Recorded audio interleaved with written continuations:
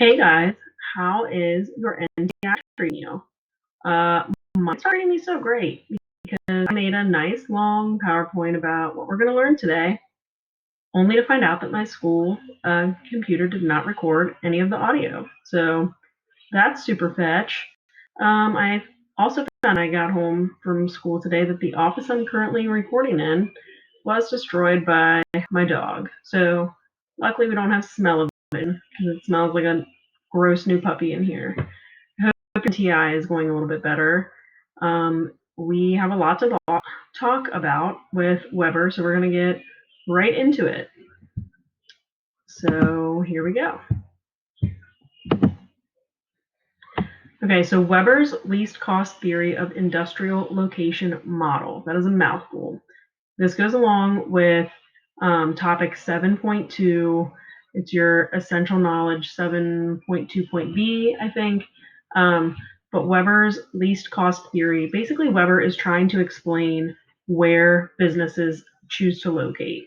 So he operates on the idea that businesses are rational consumers and that in terms of industry, they're going to locate in a way that maximizes profit. So we're going to talk a little bit about, how does a business know if they're maximizing profit and what steps can they take to do so. So in the beginning, thinking about who actually is Albert Weber, he is a German economist, like so many of these people are. He's an economic geographer, but really his focus is on economics more than geography. You can see from the time period there, 1868 to 1958, lived to be 90 years old. So the life of an academic was pretty good to him.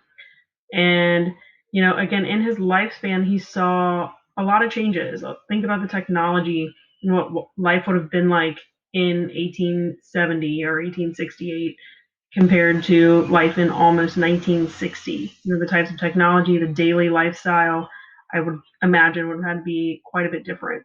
So anyway, just, I don't know, it's always something that catches my attention when I look at these dates of birth and dates of death, that you really think about like what life actually was like then and what types of things they witnessed. So food for thought.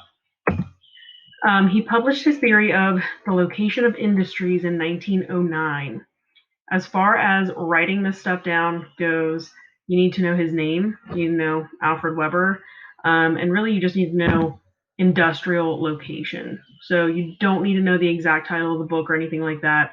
You just want to know that his name is associated with industrial locations.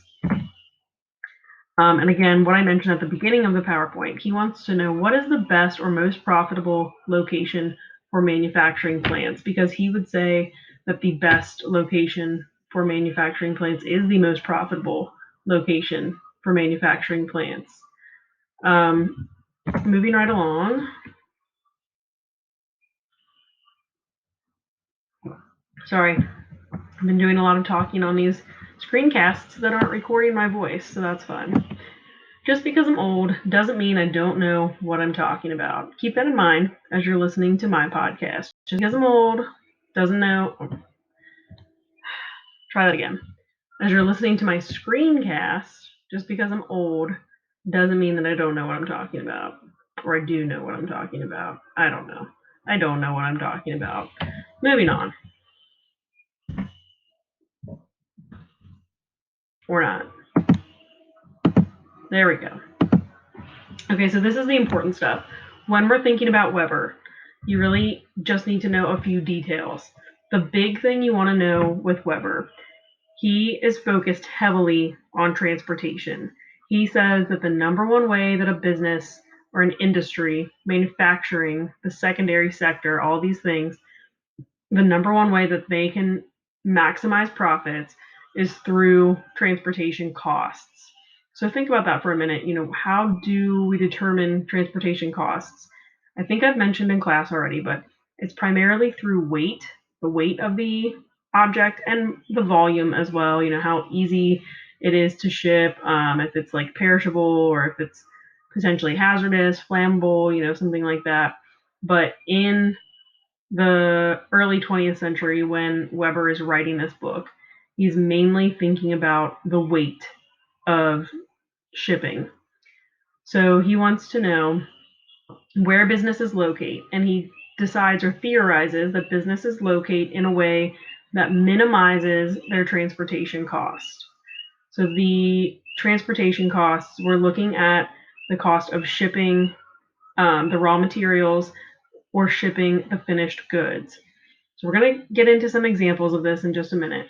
But basically, he would say that a responsible businessman is going to calculate the weight of the raw materials, which would be step one in manufacturing. Like if you're manufacturing steel, you're calculating the weight of coal and iron and all this other stuff before you calculate the weight of the finished product. And then ultimately, you would need to think again about the weight of the finished product and which way